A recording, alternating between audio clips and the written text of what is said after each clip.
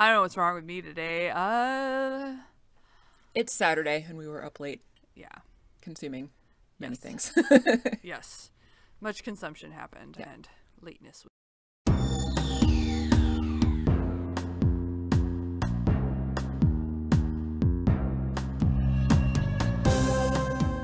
Welcome to Stargatezing, a Stargate gazing podcast. I'm your host, Kathy. And I'm your other host, Mary. And each week we discuss an episode of Stargate, beginning with Stargate SG-1. Hello, hello. Hello. How's it going? Good, how are you? Good. Sleepy. Me too. Why are you sleepy? I can't imagine why. I don't know. I guess I stayed up too late for some reason and then got up Weird. stupid early. So did I. What a weird coincidence. Oh my god. I was So also, weird. eating a lot of cheese and drinking some scotch and beer. What? Who would have ever thought that you did that? I did that too. What a coincidence. I No know. way. Yeah. So crazy. Quite a coincidence. Needless to say, the 12 or so mile run that I had planned to do this morning didn't really happen. Oh no. I'm sorry. It's fine. I can do it on Monday. My cool new brewery job doesn't have the supplies I need, so there's nothing for me to do on Monday. And since they've given me all the leeway I want with my schedule, I'm just not going to go because there's nothing for me to do on Monday. And Yeah. of course, I'll let them know that my plan will be to come in some other day when there's actually things for me to do. But yeah, nothing for me to do on Monday, so I'll just do it on Monday. It's fine. It's all good. I ran like 2.5 miles with the dogs this morning, and it was hot, and I had no energy, and I'm like, yeah, I'm not. That's it. That's enough for me. Yeah. It's unpleasant. I'm not happy. It is not as nice out this morning as I had thought and hoped it would be. Yeah. I feel like when I looked earlier this week, it was supposed to be like 10 degrees cooler today than it is. Yeah, that's what I had thought too. I had thought that it was going to be much cooler than it was this morning. It was already almost 70 and felt way warmer in the sun and was very humid. So Yeah. I was just like, nah, screw this. Nope. I'm tired. I'm going home. So I came home and watched the episode. Yeah. Sorry, that was a good idea. Yeah. Sorry, Yeah. Kurt's texting me. Oh. I mean, somebody named my brother is texting me. I don't... Someone named your brother. Yes. He's coming to take care of my cats next weekend, and... Oh, where are you going next weekend? I don't know. that's Somewhere out of state. I don't know what that's like. I've been in this state for so long now. I don't know what it's going to be like. I'm also going away next weekend. What a weird coincidence. No way. I wonder if we'll end up at Crazy. the same place again. It's possible. It's entirely possible. My brother is worried about jabbing Pepper with a needle. He's like, I don't want her to hurt. And I'm like, she doesn't notice. Yeah, those needles unless are so small. Unless you interfere in her actual eating while you're trying to stick her with a needle, she doesn't even, stop. That's a good time to do it. She probably won't even notice. Oh, yeah, no. Just pinch her neck and Yeah. poke her, and she's done. And it's, Yeah, those needles are so tiny. Yeah. Although I did find out that, so I went to put the cap back on one before I disposed of it, and apparently I bent it, and it was in the dark, and I wasn't paying attention, and it stuck through the cap, and I was like, what is that? Why does my hand hurt? It's because I scratched myself with the needle, but it didn't break any skin. Oops. So that was good. Well, Anyway, at least it was not used for a human, and so your likelihood of getting sick from that is much lower. Yeah. I did wash Than it my would hands be. immediately for more than 2 seconds. More than Sam's 2 seconds when Yeah. when her gloves were When those- dissolving in that box. Yes. Yeah. That's good. That's good. I'm glad to hear that. Yeah. That you washed your hands properly after that. It's very important. Yeah. Yeah. So when I watched the episode this morning, I tried my new note-taking tactic of downloading the entire transcript of the episode and then taking notes on that, and it was nice because it allowed me to watch the episode in just about an hour instead of 2 hours, but there's also like a ton of extra stuff that I wouldn't necessarily have written, so I'm hoping that it won't involve me having to pause a lot while I work out what's worth saying and what's not. So we'll see how this goes. You'll just be like me then with my notes, where true. I write down everything, and then I'm like, I don't need to say any of this. They said this, and then they said this, and then they did the. And that's what Descript is for anyway. I used Descript to very easily take out word gaps. So Yeah. It'll be fine. Perfect. It's fine. And it saved me like a bunch of time, as I said, so it's great. So, speaking of this episode, what are we talking about today?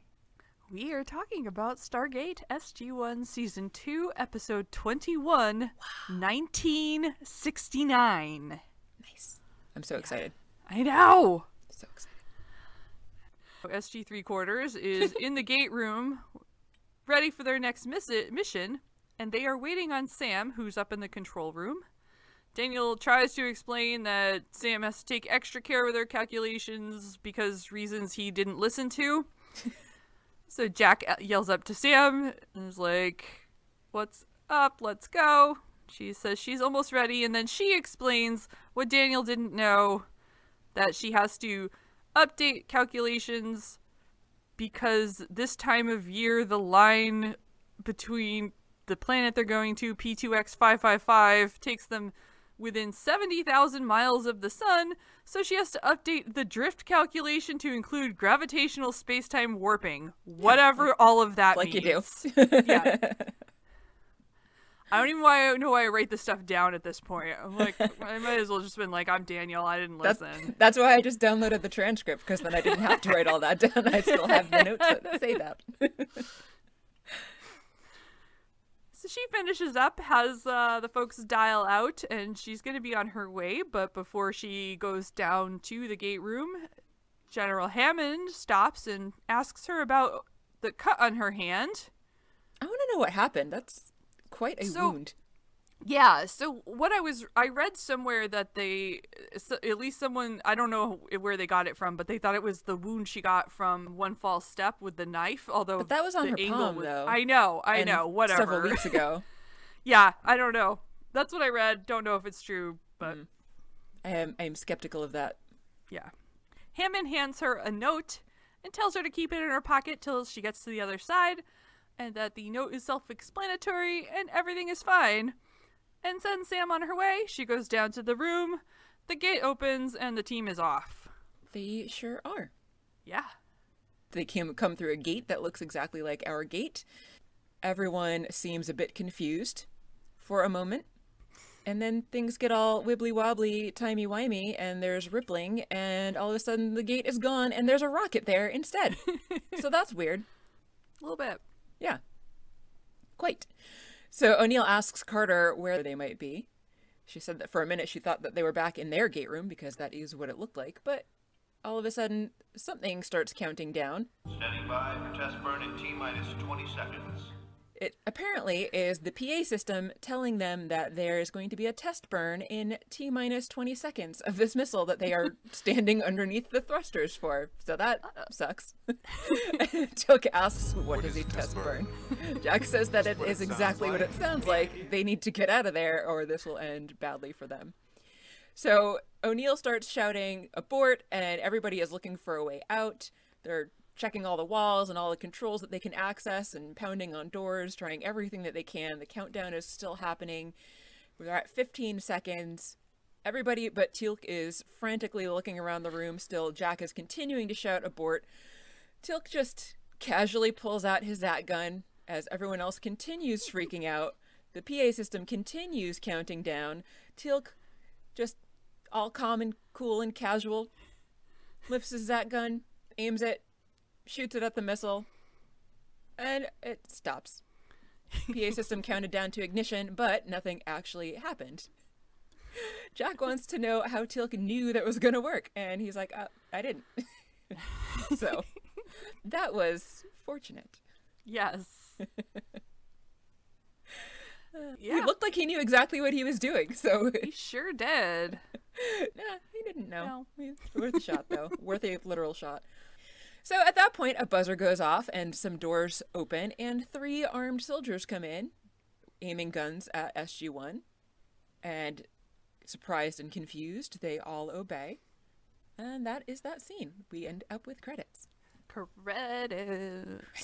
Or as this calls it, that is the end of the teaser. Oh. The teaser. I did feel very teased by that. Such a tease. The man in charge of the group holding guns at SG-1 asks the team for their identity and how they got there. Jack wants to know where they are, and the guy doesn't want to hear his questions. He just wants answers. Sam says to Jack that they're still in the gate room, she thinks. They're still in Cheyenne Mountain. While she's explaining this to him, the guard is busy threatening them that he's going to hit somebody if they keep talking. And then a voice from on high tells him to take them to a holding room. Jack's like, take me to your CO, and the guy fulfills his promise to hit him with his gun, and Jack gets hit with a gun. He does. Yeah. I mean, he told them what was going to happen, and it happened. He did. Yeah. Next, they're in some storage room. Not SG-1, but the extant people, the local people, whatever we want to call them at this point. They've got a bunch of weapons and supplies spread out on the table in front of them that apparently belongs to SG-1, all laid out. They're trying to figure out what the Zatnikatels are. The camera pans up, and we see two military guys standing there and talking. Apparently there is a major, an unknown major, that wants all of that weaponry and everything stowed for transport. They're still trying to figure out what the Zat gun is, but apparently the higher up person, I guess he's a sergeant, tells the lower ranked official here to forget that he ever saw it, and they're never going to talk about this again. As the lieutenant is continuing to go through the supplies here, he finds Carter's vest and starts going through the pockets. And he finds that little piece of paper that Hammond had given her. And being nosy and curious, he pulls it out and unfolds it and reads it. He sees that it is addressed to George. And inside that there is a message that says, help them. And it includes a couple dates for August 10th and August 11th, as well as times a day, 9:15 a.m. on the 10th and 6:03 p.m. on the 11th. And he looks confused and skeptical while reading this note. It is a inscrutable note. At this point, at least. Yes. The team is in a holding cell area. Sam has already figured out that they've time traveled back about 30 years. How did she figure that? I don't know. And how did she know, like, 30 years specifically? I don't know. Maybe based on the model of the missile or some piece of technology she saw, I guess. She just knows. I don't know. Knows things. Yeah. Jack's like, little bump in your calculations, and she apologizes. But... I like that she explains it away as for a second or two they must have been in both time frames simultaneously, as though that that makes sense. Sure. Yeah, totally makes sense. Yeah. So that's why the gate was there and then not. All right. Yeah. If you say so. Jack let this go if she gets them back home and they can say it never happened. Daniel's like, or get us home before we left and it won't happen. Daniel then goes off on a nerd tangent about being able to anthropology at Babylon and the Great Wall of China. That's totally words. It was words. Yeah. Teal'c, though, is like, you could also prevent bad events from occurring. And Sam's like, no, we really can't do that. Because of the grandfather paradox. And she explains that if you went back in time and murdered your own grandfather, you'd never be born, which is only a problem if you're not Philip Fry. Yeah. I did do the nasty and the pasty. In which case, you just have sex with your own grandmother and you're cool. And become your own grandfather. Yeah. So this scene, remember, I don't know, a couple weeks ago, I was talking about that book that I was like rage reading that had started off good and then I hated it by the end and I just wanted to finish it. This scene actually reminded me of that because there was time travel involved and they discussed the grandfather paradox, but then decided that it wasn't real or a thing that they had to worry about. So they had traveled back in time, and then to get back to the future, the machine wasn't going to let them go back to their normal timeline because they couldn't go past a date they had already existed, and they also couldn't go to a date where they still existed. So they had to have a friend of theirs in the future kill their future selves so that they could then return to the future. Wow. And so their future friend is like, all right, I'm going to trust these past people. Like, I don't even remember how they got him the message, but they got him a message and he killed their present selves because he's like, all right, sure, I'm going to trust them. And then they were able to go home and happily ever after they they were able to live, and it was awful. I won't say the name really of the book in case awful. anyone's planning on reading it. I told one of our listeners the name of the book, and also told that person not to read it because it was awful. Wow. So it reminded me of all that. It was a dumb book. That wasn't even the least of the problems I had with it, but that's a long enough tangent for that. Pretty bad though. It was, it was bad. Anyway. Yeah, so they're basically, Sam is explaining that they cannot affect this time as much in any way as much as possible because it could change the world in unimaginable ways, including they may cease to exist and everyone they know too. Oops, that would be bad. Yeah. And Teal'c's like, but I'm not part of the history of your world. I'm not sure what his point was there, except for that. Yeah. But anyway, Sam points out that they might not open the Stargate, and if that happens, they will never meet Teal'c, and he will still be in the service of Apophis. Would he still be first prime of Apophis? I would think at some point, given how dedicated he is to opposing Apophis, that he would have figured out some way to break free, or maybe would have even been killed in the attempt to free his people or something. But I find it very doubtful that at this point he would still be first prime. Yeah. Yeah. Even if he hadn't ever met SG-1. Yeah. So even if they don't tell anybody about anything, they still have Teal'c's hagfish to deal with and their advanced weaponry. Jack's like, haven't we already altered history by being here? So Sam says that this is basically now they're on damage control, so they've got to try to destroy all their weapons and never talk to anyone about this. And live in anonymity forever. Yeah, yeah. And Jack's like, anonymity does not go over well in secret bases. And Sam insists he cannot say anything. Then some men with guns come in. And one of them goes to Daniel and speaks to him in Russian, asking if they're Soviet spies. Daniel casually says no in Russian. He realizes almost immediately what he's done by admitting he at least understands Russian. I really laughed at this very hard. Jack was so exasperated. Yeah. So the guards take Jack away and leave the rest of them in the room with Daniel, like, holding his head in his hands, leaning on the bunk bed, like, oops. How has nobody had an issue with Teal'c's tattoo yet at this point? I don't know. Nobody's acknowledged it or seems to have noticed it, but a large, solid gold tattoo on someone's forehead is obviously not the norm, which is why he always wears a hat when he goes out in public. Yeah.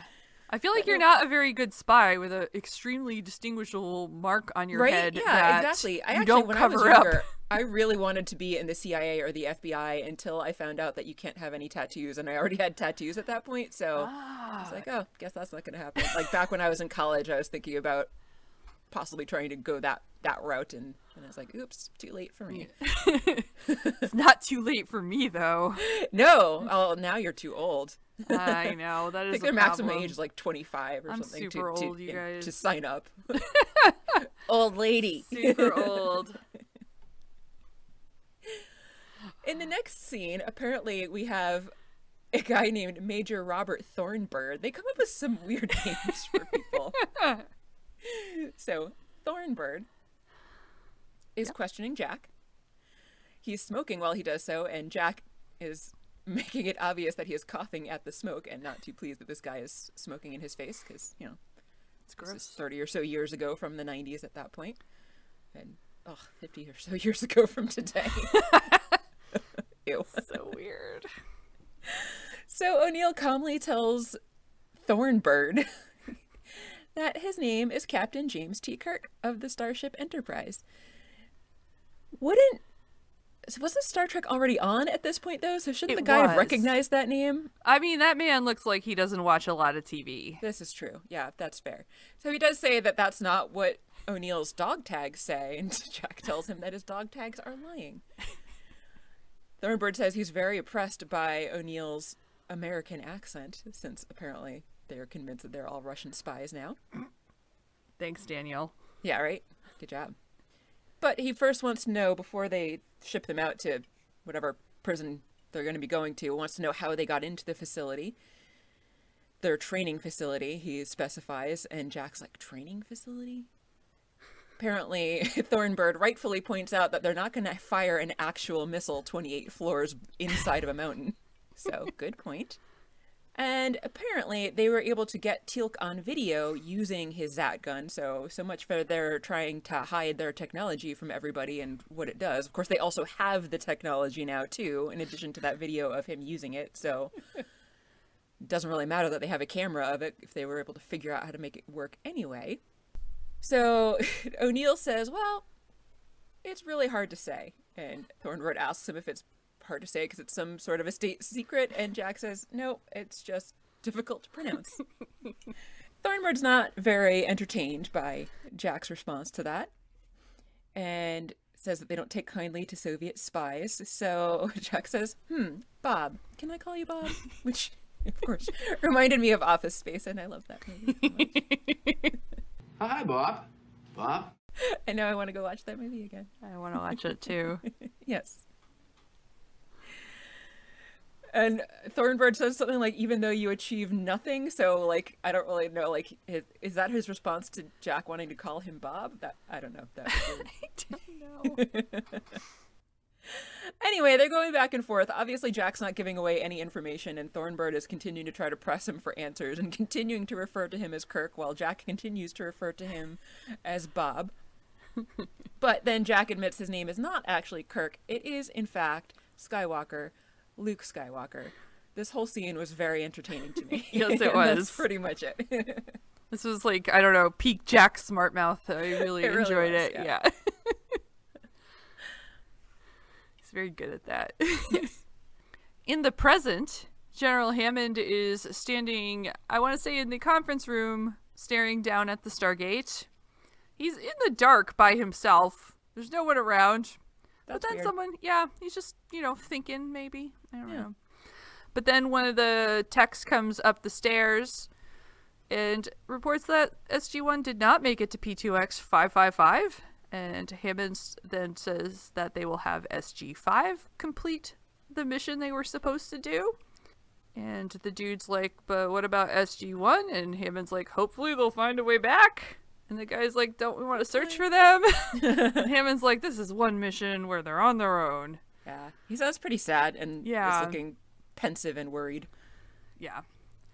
So the tech accepts this and he leaves because he's not Jack, so he doesn't fight Hammond on that. Yes.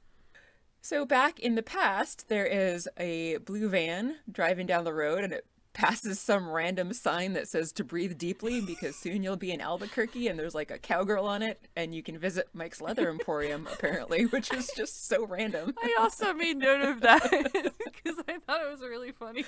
Oh yeah, it was bizarre.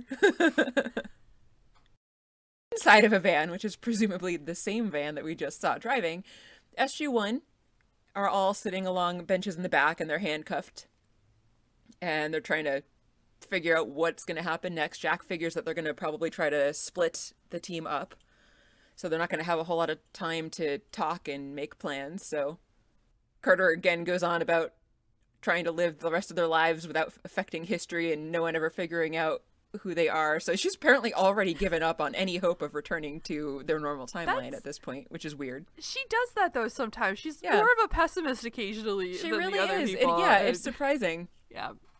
I guess she's just kind of trying to be practical or pragmatic about it. But you can have a little bit of hope and optimism in there while still being realistic, I think. Yeah. She says that she can't think of an or, but Daniel and O'Neill are both pretty insistent that there's got to be an or of some sort. There's got to be some alternative to just living here in the past forever. And Teal'c, at this point, points out to everybody what we actually hadn't known before, that if he remains on Earth indefinitely, then eventually he's going to be taken over by his symbiote when it becomes mature. So I thought that was interesting. Yeah. A thing we had not known before. Does it just like stay in his pouch and take over from there, or does it like migrate up to his brainstem and tunnel through his body to get there? We already don't feel know. like- Like, we've already wondered if it can tunnel through his body anyway when it's like repairing stuff. I feel like it pops out of the pouch and re-enters from behind. Oh, You're yeah, welcome. that's possible and gross, and you're probably right. I hate that, but yeah. Okay. Anyway, the van hits something, and there's a loud... Sorry, I'm done now. That's what it would sound like, I think. You're probably right. You're just getting even for all the clacky keyboard sounds.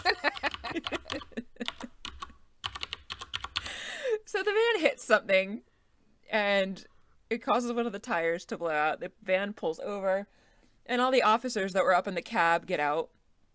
One of them is the same guy that I had read Carter's note from earlier, and he pulls out his gun and says he's going to go and check on the passengers in the back.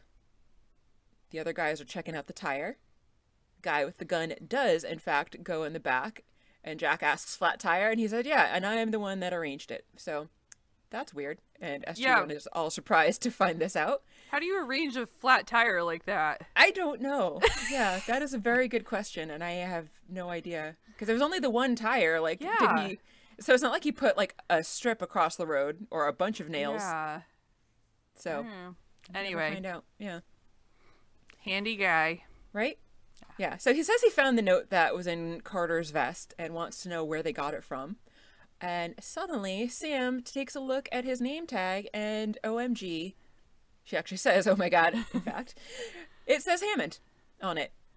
And apparently, this is Lieutenant Hammond.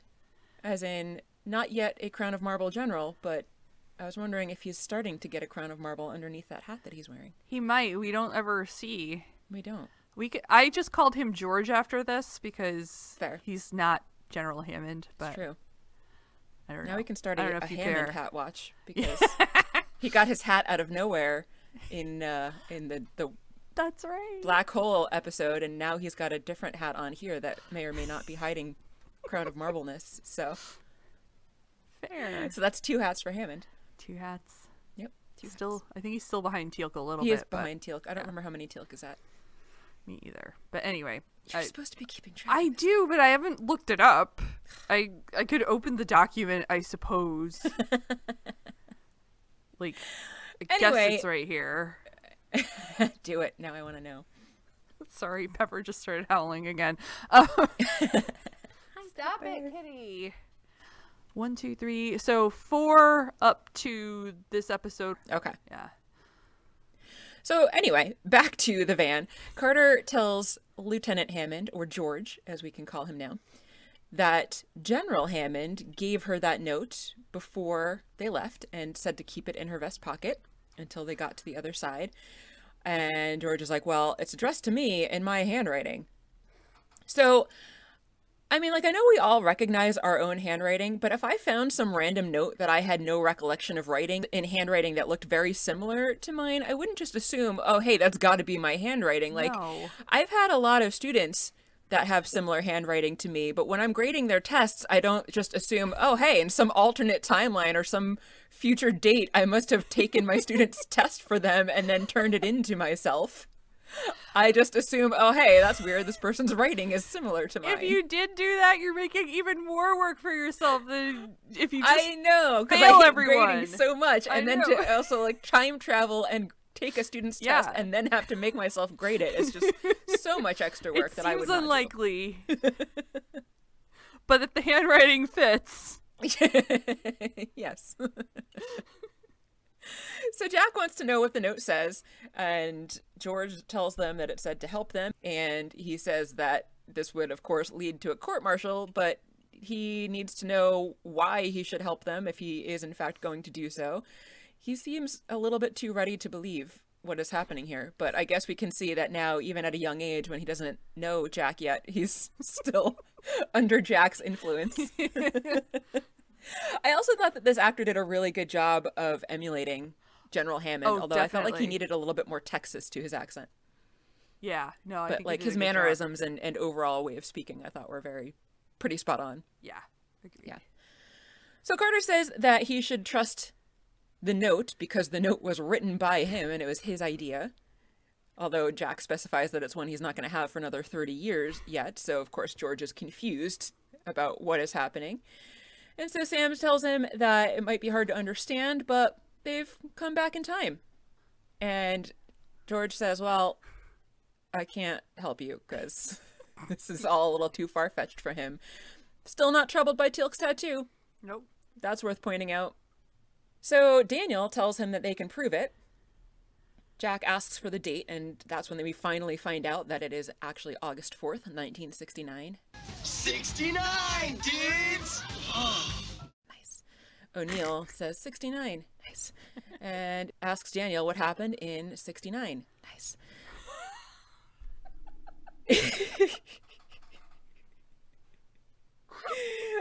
Daniel says the moon landing. And it just was a couple weeks ago. And so, of course, George is like, yeah, but everybody knows that. And Jack says, yeah, well, not everybody knows that you were watching it from your father's bedside in the hospital 2 days after his first heart attack.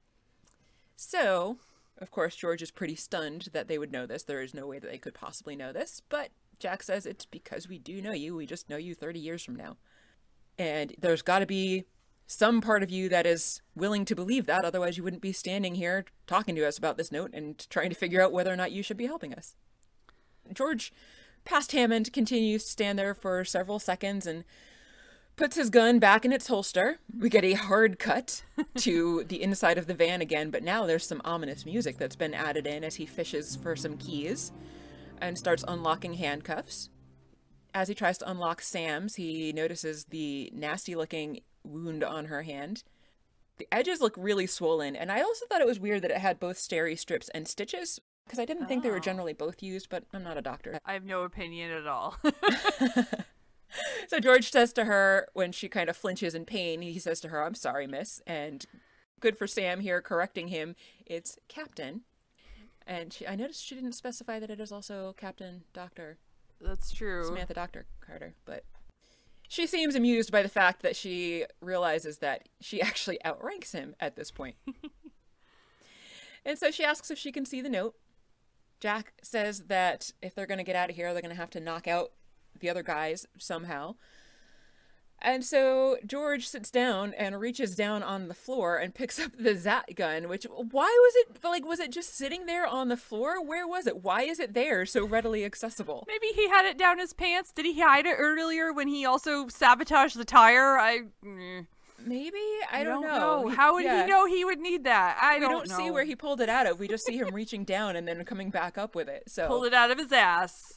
He could have literally pulled it out of his ass. Yes. Ew. But maybe. I don't know. It seems like it would be large and uncomfortable to carry something that size and shape, but I am not here to yuck anyone's yum. So apparently, yes, this Zat gun will work. Hopefully it's not smelly and gross from wherever George got it from. So they tell Hammond that he needs to go outside and yell for help until specifies that the dangerous foreign agents you now guard have inexplicably freed themselves. George understands. He gets out, nods, and shouts for help and pretends to be pointing his gun at everybody. And so they shoot the other guards with the Zat gun. So they ask where the rest of their gear is, and Hammond says that it's in another truck that's going to be coming up behind them. All of it, apparently, except for this one Zat gun, is in that other truck. So again, why? Why is this one Zat gun the only thing that's not there with the rest of their gear? But anyway, that truck is going to be there in any minute now, so they tell Hammond, old-timey Hammond, to lay down and pretend that he's unconscious along with the rest of the guards. So eventually the other truck does come up, and when they see all of the guards from the first truck unconscious on the ground, they get out. Jack and the others were, of course, hiding and fire on them and knock them all out as well. George gets back up, joins them. They go in the back of the truck and open one of the big boxes that's in the back there, and it is like stuffed full of gear. Like, I don't know how they could have possibly carried this much gear on them, even among the four of them, because it's a large box that is stuffed full of gear. And then we learn there's also a second box full of gear. Like, what? How are they carrying all of this? They don't look like they're ever... I mean, like, they've got a lot of gear on them, but it doesn't look like they're carrying 2 big crates full of gear on them when they go on these missions. I don't know. That was weird. Yeah. And so again, Hammond's like, yeah, all of your equipment except for this ray gun are in that box. Again, why? So Jack gets up, he takes the Zat gun, and he shoots the 2 boxes 3 times to make them vaporize. And Hammond is very stunned to see this happen. Jack asks about the videotape that they have of Teal'c firing the Zat gun at the rocket, and conveniently, it was also in one of those boxes that they just vaporized. So, that's good. Yeah. Jack asks George if he's got any cash. And because cash was way more common back then than it is today, he does, of course. So he hands it over, and Jack says that he'll pay him back with interest. Carter tells him that under no circumstances can he ever tell anyone anything about what's just happened here for the entire rest of his life. Then George says, General Hammond, huh? I like the sound of that. Then he asks them what they're going to do next, and Jack's like, well, I can't tell you because we don't want you getting court-martialed. And so he shoots him with his Zat gun to make him unconscious. And I was wondering how they were going to handle that situation of him helping them escape and not get court-martialed in the process. So apparently that's how they do it. Give them all the old one zap. Yep. Thankfully, only the one zap. The one zap, yeah. So they decide they need to get off of that road and find an interstate. Yeah. And they head off into the trees. Into the woods. Yeah. Yeah. They're walking in the woods. They are. It looks surprisingly like Vancouver, even though it's shocking. Not. Jack says their plan is to find the Stargate. Daniel wants to know, what if we don't find it? Jack's like, well, there's that one in Antarctica. And they're like, great, Antarctica. Cool. Yeah. Teal'c wants to... accessible. Yeah, that's fine. It was totally easy for them to get it the first time when they landed in Antarctica. So, yeah. Teal'c wants to know how they are going to get back even if they find the Stargate. That's in the note, right? Sam says, no. Not explicitly, anyway. Aww. Jack reads the note aloud, says it's helpful.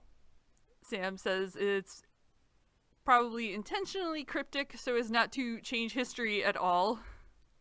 But 2 things will happen at those dates and times, and they just have to figure out what those some things are. They all look really happy and continue on their way. A little later, they come across a road. A Corvette drives by, and Jack complains about how Corvettes used to be so cool. That's important. Yeah. It is when Daniel teases him about only being 4.5. That's true. In 1969. Yeah. Daniel's teasing him while they cross the road, and they get down in a ditch on the other side. Jack has Sam try to hitch a ride, so she stands up on the side of the road with her thumb out while she's doing that.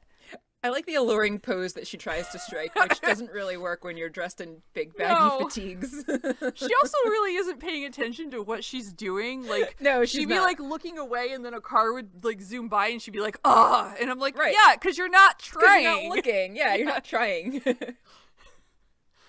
While she's trying, Daniel says that he thinks they should go to New York because that is where Catherine lives, and she might know where the Stargate is. Sam's, though, distracted and not doing her job hitching a ride, says that they cannot do that because she cannot meet Daniel until years from now. And Daniel's like, we'll go in disguise as foreigners. Ooh, how exotic. Yes. He does speak 23 different languages, he says. Pick one. Of course you do, Daniel. Yeah. Yeah. Also, how are we only learning that now? First of all, I'm not convinced anyone can really speak 23 languages. And if they can, then wow, I'm impressed. But yeah, shouldn't we have learned this before now? I would think so. Somewhere. But yeah, so Daniel thinks maybe even their visiting her gives Catherine the idea to start up her research again in the first place, which she does around this time. Mm-hmm. Teal'c gets tired of Sam's terrible efforts at getting them a ride. He says this method is ineffective. So he climbs on out of the ditch and stands in the middle of the road, spreads his arms and legs out in front of this colorfully painted bus. It's a beautiful bus. It is. And Jack slaps him on the arm and asks him what he's thinking. And Teal'c's like, that is effective, O'Neill. It was. Yeah. Jack goes to the door of the bus and opens it, and oh my god, it's Dr. Teeth and the Electric Mayhem on their crazy-ass bus from the Muppet movie. That is what that bus is. Totally is.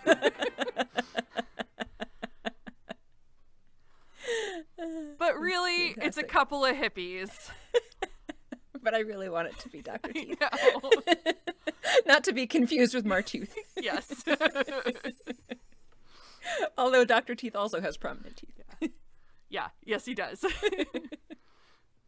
They would have stopped, man, says the guy. They're headed for upstate New York for some big concert. Gee, I wonder what that would have been.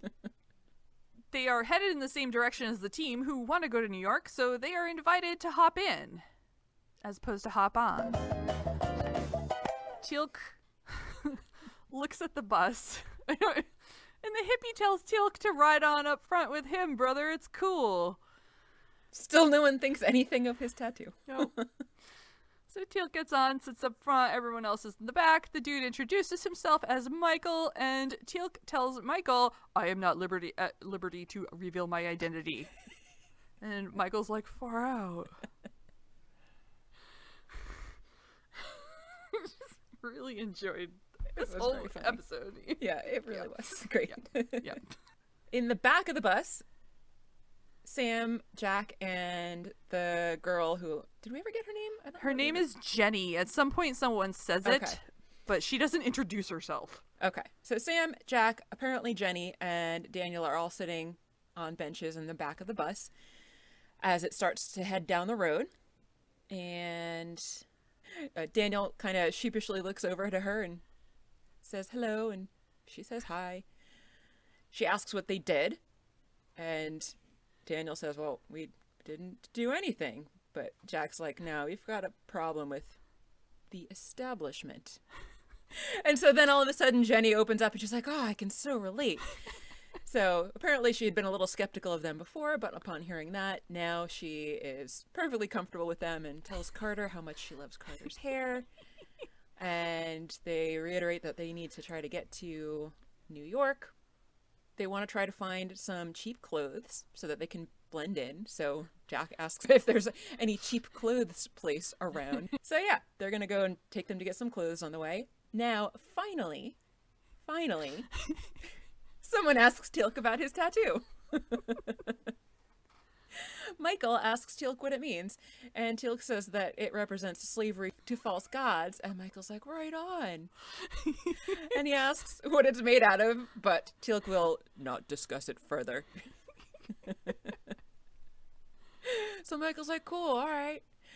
He figures that they all just went AWOL and tells them that they're thinking about crossing up to Canada after this big concert that they are going to. And Teal'c asks why. Michael says, because, you know, the war. Teal'c says, the war with Canada. Which also made me laugh.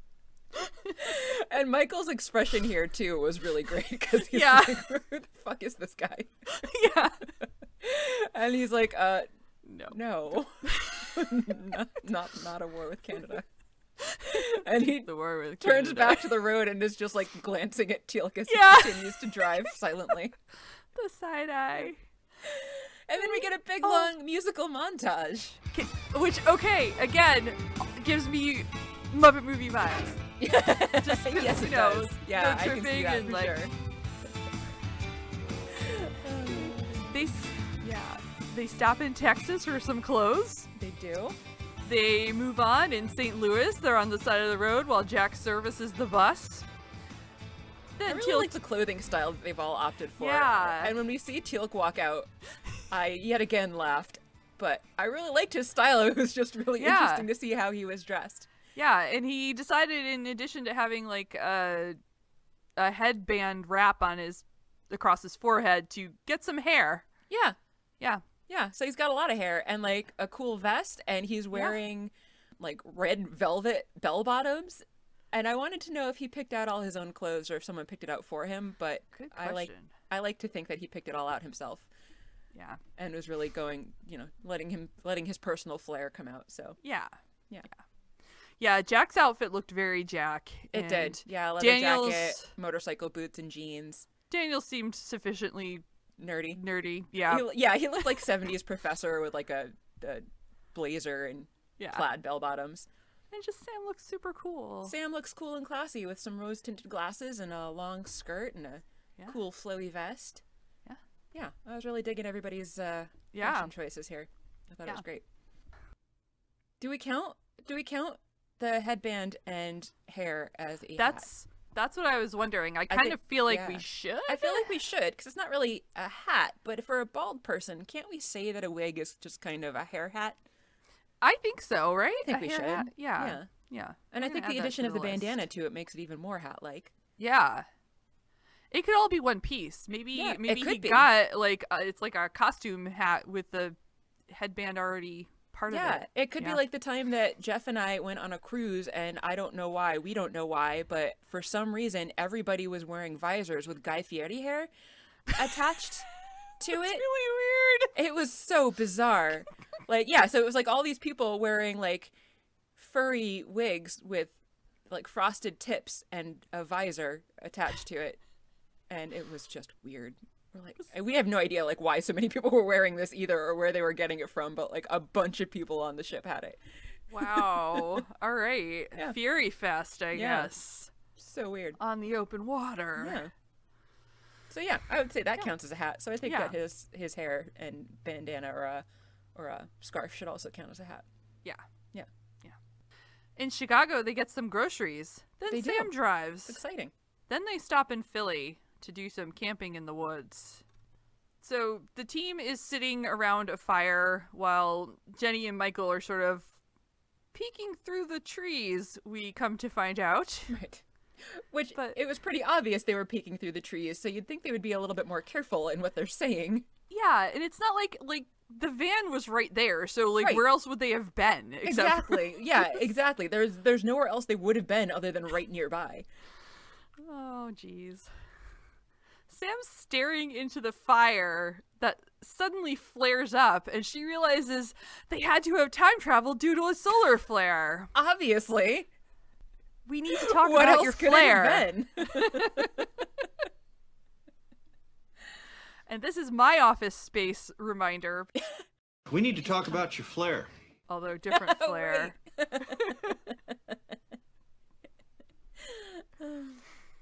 Good times.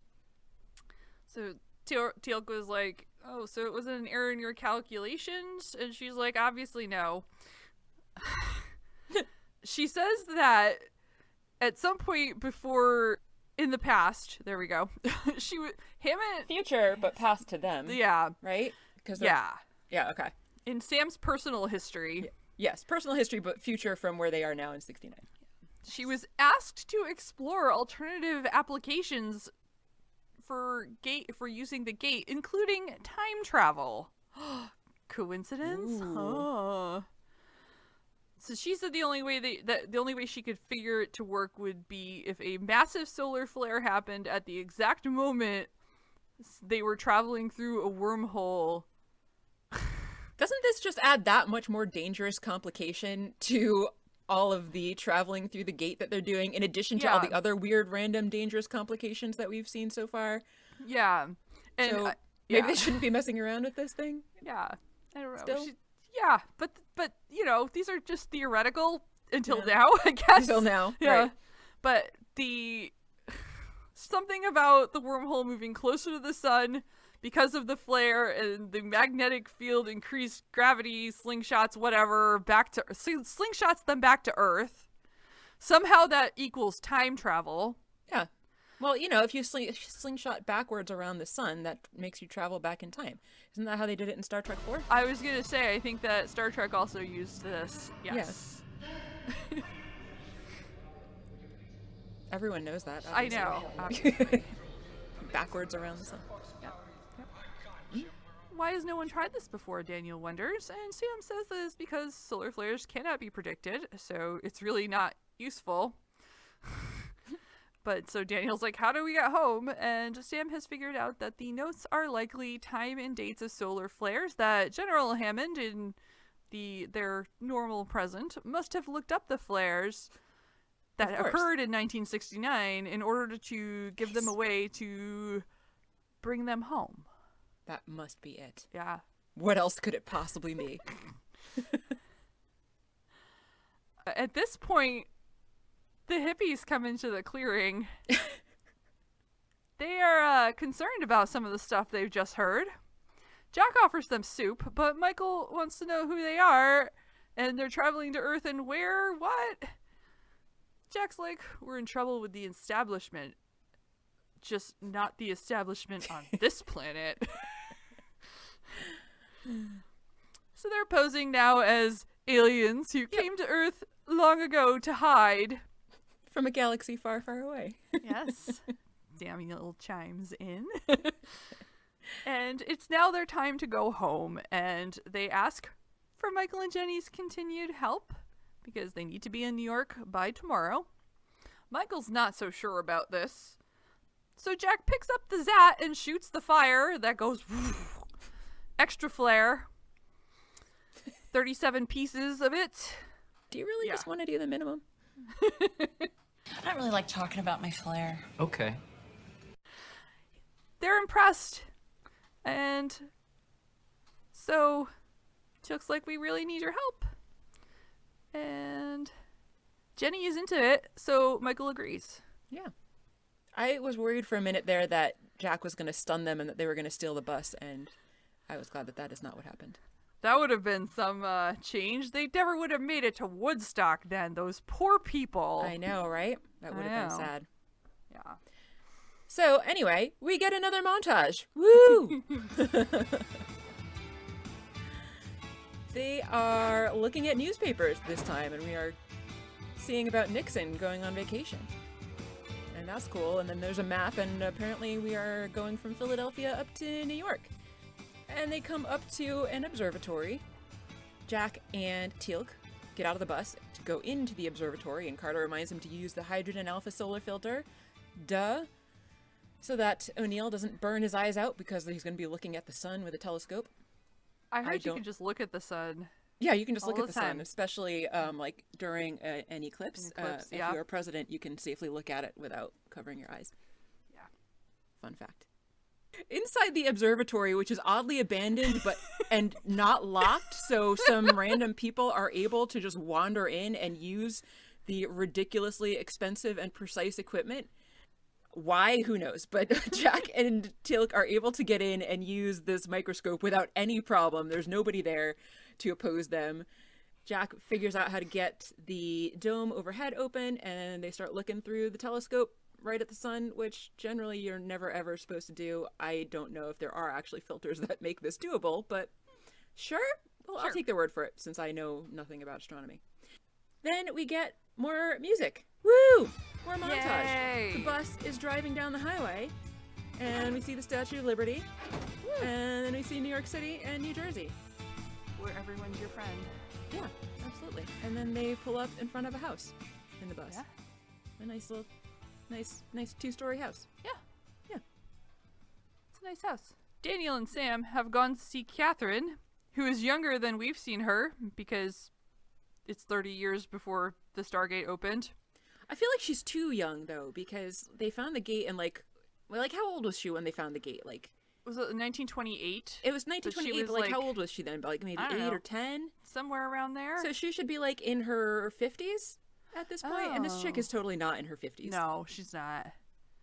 She is still wearing the pendant though. Oh, I didn't even notice that. Yeah. She doesn't have the same blonde hair that Catherine has in Stargate Origins though. No, she so does I guess not. at some point she decided to become a brunette. Yeah. And also to stop aging. I mean, you can do that. Just you can color Just your stop. hair, Just turn it stop off. the aging process. Yep. Yep. Yep. Daniel is posing as the son of Heinrich Gruber, who used to work with Catherine's dad.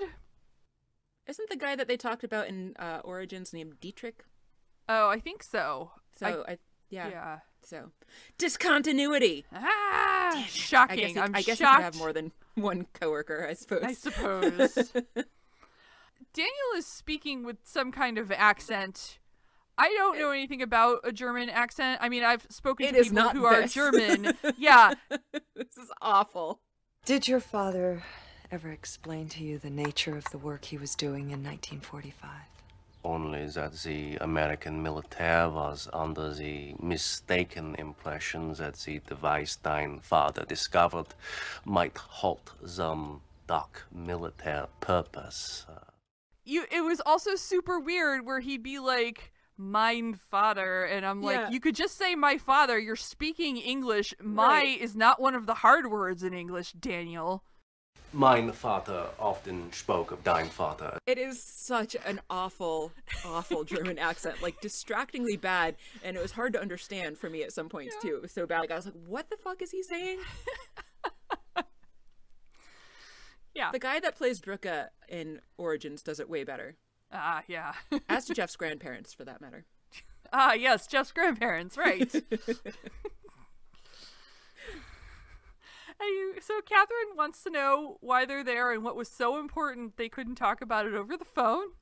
Sam and Daniel look at one another, and Daniel says that they found a second artifact near the one discovered in 1928.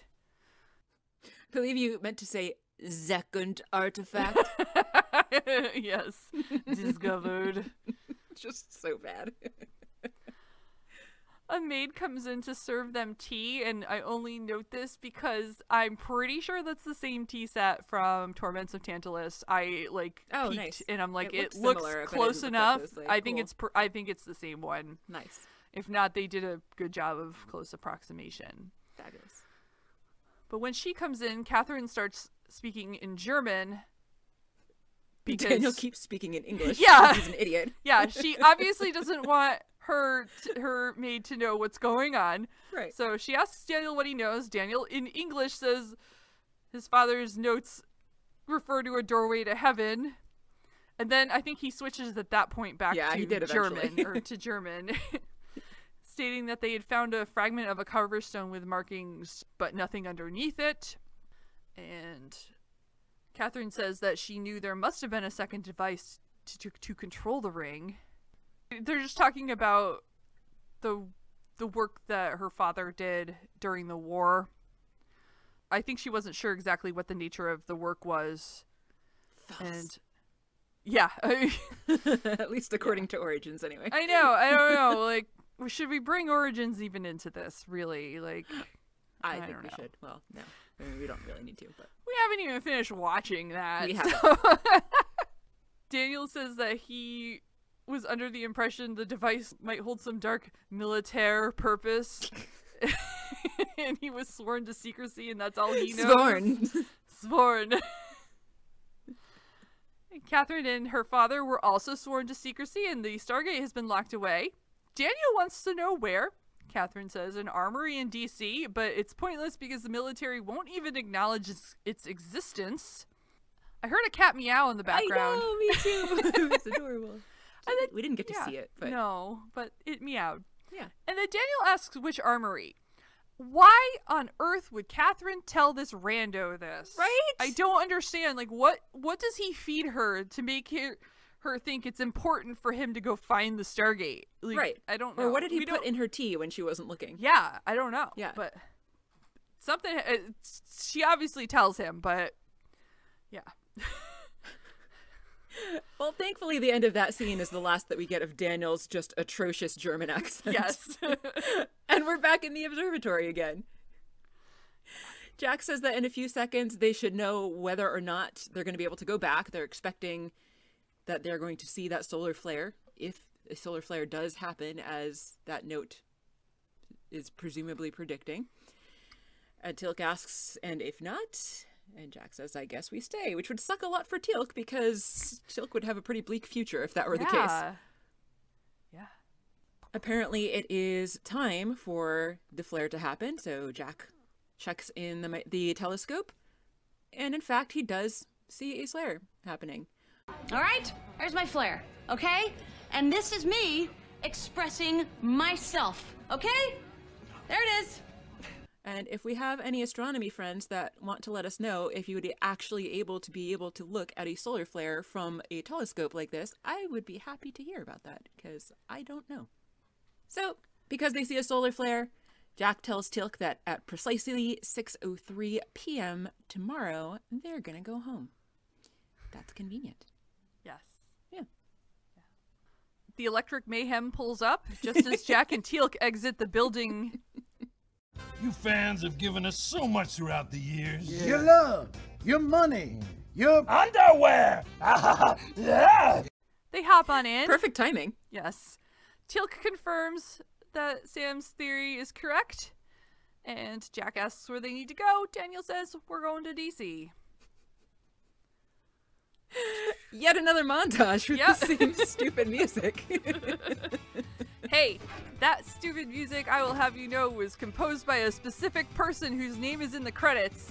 I don't know why it's important for me to tell you that. Sure, His name was Bruce Turgon. Oh, yeah. That name sounds familiar. Yeah, I don't know why. him from anything, but yeah. So I was like, oh, okay, they had somebody specific come and do this. That's fun. Yeah. It's just like it's actually not bad music. It's just weird that they keep doing all these musical montages using that one song. Yeah. It's just weird. Just, I don't know. It's just some generic jaunty rock tune. Yeah. Like, I will surely be playing it in the background. Yeah. Jenny and Michael drive them to DC because they are good folks. Mm-hmm. And Sam says if it's going to be close, and if they can't find a power source right away, and Jack's like, we will. That's that scene. Yep. Yeah. Hard cut. Yeah. They stop. Mm-hmm. Yeah. Jack says to Michael and Jenny that you're unbelievably... Daniel supplies groovy. Jack's like, yeah, groovy. I want to know what he was actually planning on saying. Yeah, I don't know. I don't know. We never know. We don't. Nope. Daniel says the people of his world will be grateful. Jack adds, not the establishment, though. You really lay into that one. Lean into it. There was a... yeah, but they have to do the rest of this themselves. Jenny wants to know why. Jack says it's dangerous. Michael would like to go with them and says that they owe them. And Jack's like, we sure do, but you can't go with me. You have to stay here. Trust me. This is a great time, he says. Jenny says that Michael got drafted. Sucks. Yes. Michael says they were going to the concert for one last blast, but if they went with SG1, that would be better because he doesn't want to kill anybody. And Jack starts to say something here, but Sam cuts him off and says they cannot say anything, and Michael has to make up his own mind about what he's going to do. And it sounds like Michael made up his mind. He wanted to go with them, but okay. Yeah. Well, they also talked about going to Canada, too, yeah, so it sounds true. like he's going to be draft dodging, and yeah, I guess, and I think Jack is pissed about that. He probably or do we think is. that he feels bad that the kid was drafted?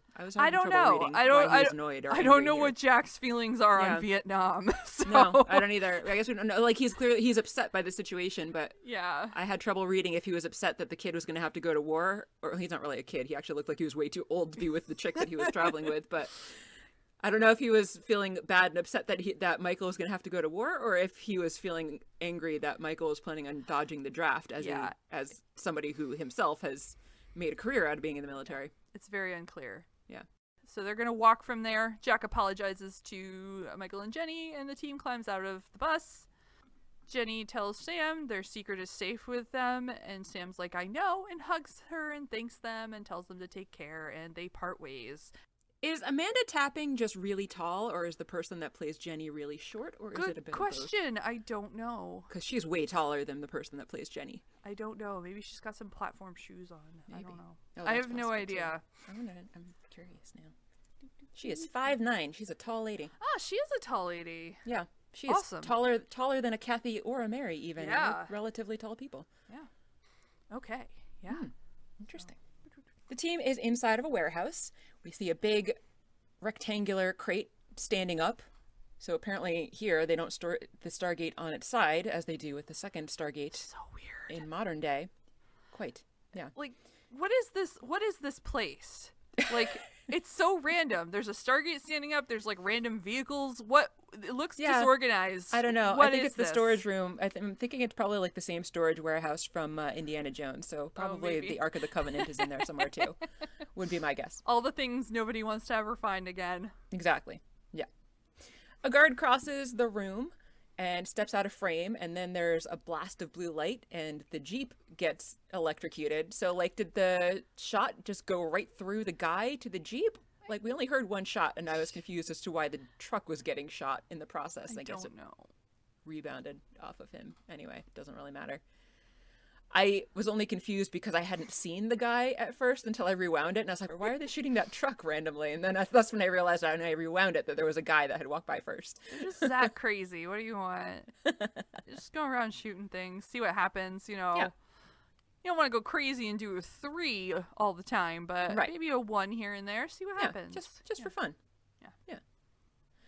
So after that guy is out of the way, because apparently there's no more than just one guard in this facility, so they go up to the big tall crate and they unlock all of the seals that are all around it.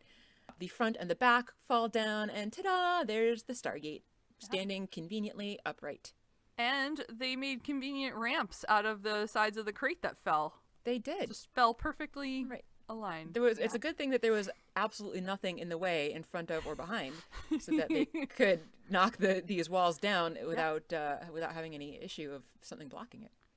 So Jack asks where they should go, and Carter says that they should go the way they came via P2X555. Daniel asks her how she knows that that's going to get them forward in time instead of back. And she says, well, Hammond would have chosen flares on the opposite side of the sun this time, so the sun's rotational differential blah blah blah would send them forward instead of back, and sure, whatever you say, Sam. Yeah. Okay. Everyone looks doubtful, as was I. Yep. So she says that they just need to trust General Hammond at this point, and apparently they've got 15 minutes in order to make this happen. So they need to find a power source, and Jack asks how much power, and obviously that answer is 1.21 gigawatts. 1.21 gigawatts! Everyone knows that. Duh. So they hook it up to a truck, which is apparently a very powerful truck, because they don't need a bolt of lightning, they just need this truck for their 1.21 gigawatts of power. It's a super truck. So they wait for the time to come, and they dial the gate. They get the chevrons locked. Outside the building, a guard passes, but he hears some sound happening, and he's curious and goes in and is very stunned to see what is happening there as the gate opens. Why was nobody keeping watch for somebody coming in? Don't know. He surprises all of them when he yells at them to stop, because none of them were keeping a lookout. Well, everything's been so unguarded. Why bother? Yes, apparently. There wasn't really any like large security risk issues going on back in 1969, so I can see why everything was left unguarded. Indeed. Yeah. Nice, by the way. So Jack says, we have to go. There is a firefight between that guard and some other guards that come in. Jack is firing the Zat gun at them, and they're firing actual guns back at SG-1, and thankfully the guards have been trained very poorly because they are very bad shots and don't manage to hit anybody. Sam says that they still have a few more seconds before the time's going to be right, but Jack says, well, it's got to be close enough. We got to go now. So, there you go. They sure do. Yeah. They all run for it. Yeah, so the next... Wait a minute. Okay. Oh, okay, because they slingshotted. They didn't actually have to go to P2X5. Okay, I got it. Sorry. I think they were, like, slingshotting around past, the sun. like, they were dialing out to that planet, but then it slingshotted them back. Yeah. I think. Is theoretically how it works. And then they picked up some humpback whales along the way. Of course. Yay.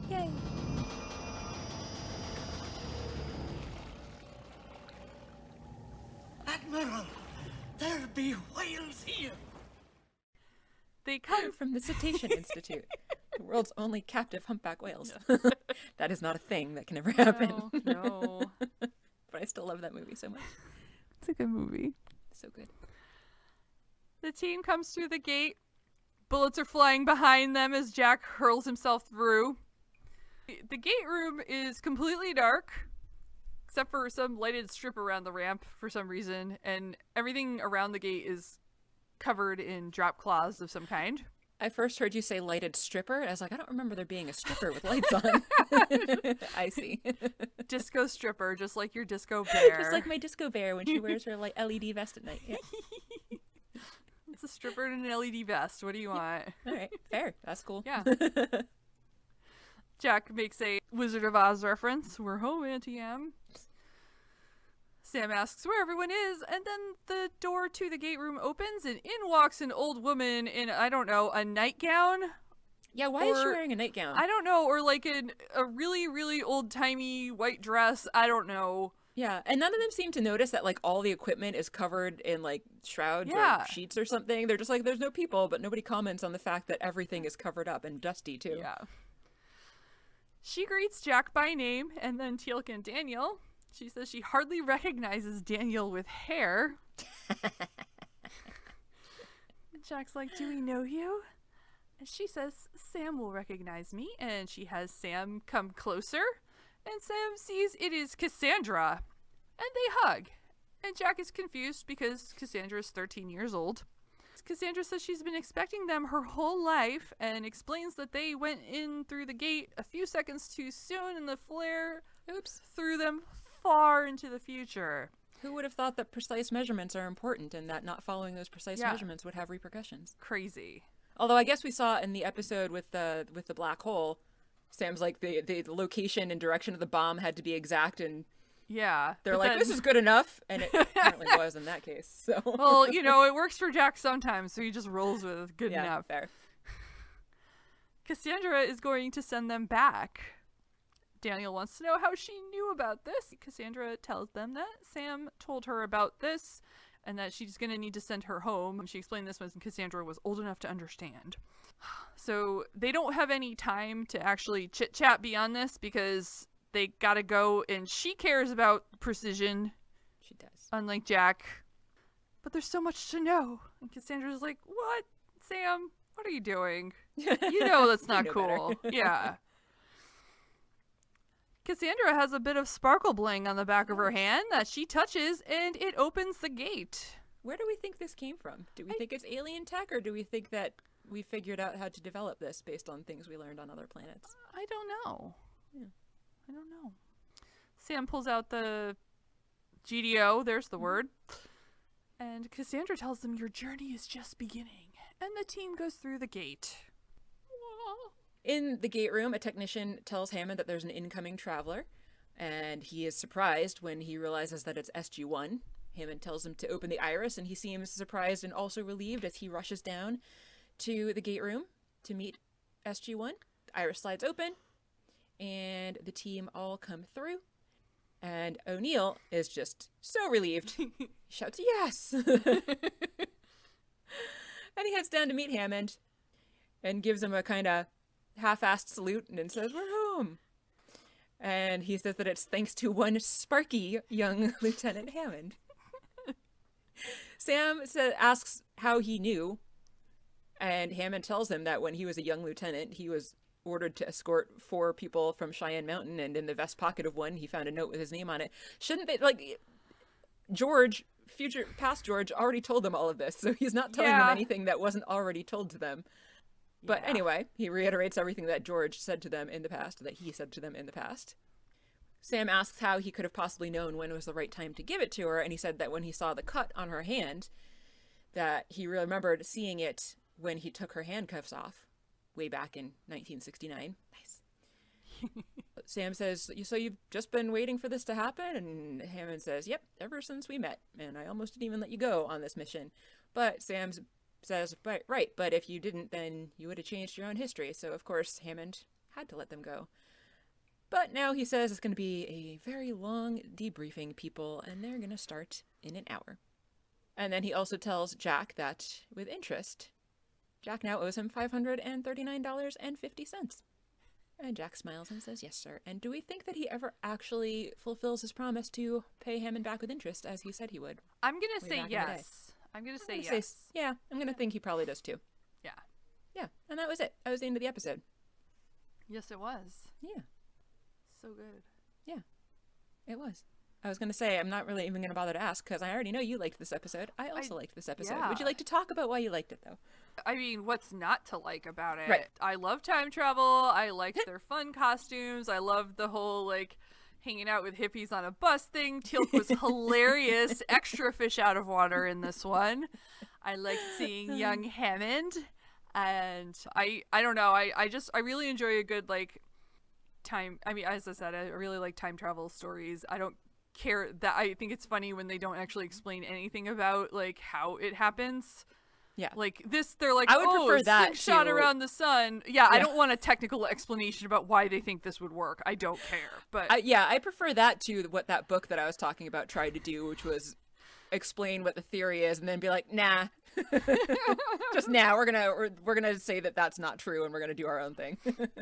Yeah. So I really enjoyed that. It sent me off to go enjoy other things I enjoyed in the past. So I watched the Roswell That Ends Well episode of Futurama after this. I watched the Muppet movie. Excellent. I intend to rewatch Office Space. Oh yeah, for sure. And when I was reading the Wikipedia page for the Electric Mayhem, like you do, I saw that they had done a cover of Paul Simon's Kodachrome. I love that song. And then that sent me into a Paul Simon whirlwind where I've been listening to a lot of Paul Simon. So it's all been real good. Oh, that's fantastic. Yeah, that's great. How about you? Yeah, I also really liked this episode. It was very funny to me. I actually think that having this transcript here and then just occasionally taking notes on the transcript and not having to pause as often as I do helped to make it even more enjoyable. Nice. Probably. So I'm probably going to continue to keep taking notes this way and see if it continues to go okay. Because it saved me a lot of time and makes it easier to enjoy the episodes. Yeah, really funny. As I said, I was really enjoying how everybody dressed and seeing like a different part of their personality that we don't get to see when they're all dressed in their uniforms. And yeah, I like to think that they all chose their own outfits. Even though Teal'c is like so stoic all the time, he had such a flamboyant outfit on. I thought it was fantastic. I loved it. I generally also like time travel stories. I don't know that I like them quite as much as you do. And as I said before, if they're not done well, when I was complaining about that book, because that book didn't do it well, I don't like them if they're done badly, but I think that they did a good job with it here. This has nothing really to do with this episode, but I like time travel stories that take us from someplace in the future to present day, too. So that actually is making me look forward to the upcoming season of Picard, which will be great. But that has nothing to do with Stargate. I just thought I'd throw that out there anyway. Nice. Yeah. Not that it'll be present day, but it's going to be like near present day. I haven't watched any teasers about new Picard, so. Oh, that's all I know is like the general plot line, but. Okay. I haven't really watched much in the way of. I think I've watched one teaser, but. When is that starting? Do we know? It doesn't matter. That's not relevant to this. Oh, okay. I think maybe December. I don't remember. It's soon. Nice. Let me take a quick look. I know it's coming up sooner than I had realized initially, and I'm excited. And apparently there's also going to be season 3, so that's great. Oh, nice. Very nice. Yeah. February. Damn it. Oh. Okay. So not as soon as I had thought. Something else is coming up, though. Maybe it's got to be one of the other series, because there's so many Star Trek series coming out now.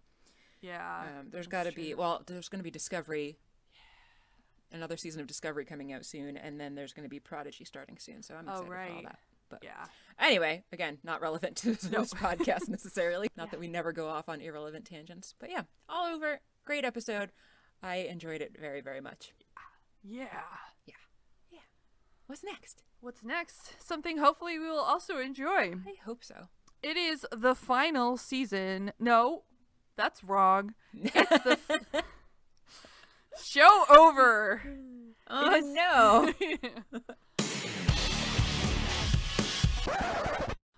We have the final episode of season 2, 22. I know. That's insane. That's crazy to me. Yeah. It's called Out of Mind. Is it about us? It might be. If our name is O'Neill, yes. No. I probably have some relatives with that name, but none that I'm actually aware of. O'Neill, though, is told that he's been frozen for 79 years, and the rest of SG-1 perished long ago. Ooh. But is it real, or is it a gold simulation? I bet it's real. It's probably real. I mean, we just did some time traveling, and now we're frozen cavemaning. It's great. Yeah. Let me see if the booklet differs at all on this one. O'Neill awakens, seemingly from a 79-year cryogenic sleep, so far the same, to find that his team is long dead, also the same. He is questioned about the Stargate, but then discovers that it's a setup and he's actually a prisoner of the Goa'uld. What? So this one answers that question, where it's a question mark on Netflix. Who intend to learn all his secrets, ... and then destroy him. Oh, who would have thought? Yeah. So those are our descriptions. Yeah, they are. The booklet is so silly. It is. I do vaguely remember this episode. I don't remember whether or not I liked it, but I do. I remember this episode. The general storyline, though. I'm pretty sure it's a cliffhanger of a season ender, so yeah, get ready for that. I mean, I think the last oh one no, was we're gonna have to wait a whole week between these seasons. I know. So long. In that, like, we don't really even need to wait at all. I guess I could just watch them both if I really wanted to. I rewatched 1969 this morning while I was eating breakfast because I was like, well, what else am I gonna do with my eyes while I'm eating breakfast? Can't chew with them. No. So it started auto playing the next one, and I was like, no, stop! I'm not ready. So I saw the opening like few seconds. No. It was terrible. No, I'm just kidding. Oh. Okay. It was. I was like, uh-oh. It was so bad. Oh my god. Like, how bad can it be in the first few seconds? Okay. Anything else to talk about today? No, I think that's it. This was an enjoyable time talking about an enjoyable episode. Absolutely. So that is it for us today. As always, thank you for listening. And if you haven't already subscribed, please do so on your podcatcher of choice so you can get our episodes when they're released every Monday, or you can find us on YouTube. Reviews and likes are always very much appreciated, and word of mouth is as well. So if you are enjoying the podcast, tell absolutely everybody that you know. Thanks. If you'd like to get in touch with us, you can email us at stargatezing@gmail.com. You can find us on Twitter and Instagram at Stargatezing. If you're feeling generous, you can become a patron at patreon.com/stargatezing. Or if you don't necessarily want to make that monthly commitment that is required at Patreon, you can make a donation to us via stargatezing@gmail.com on PayPal, and a donation of $15 or more will get you access to a special one-time donor-only feed that will have our Stargate Origins episodes in it that are currently only going to Patreon members. And of course, you can check out our website at stargatezing.space. I'm Mary. I'm Kathy. And you've been listening to Stargatezing, the end. The end.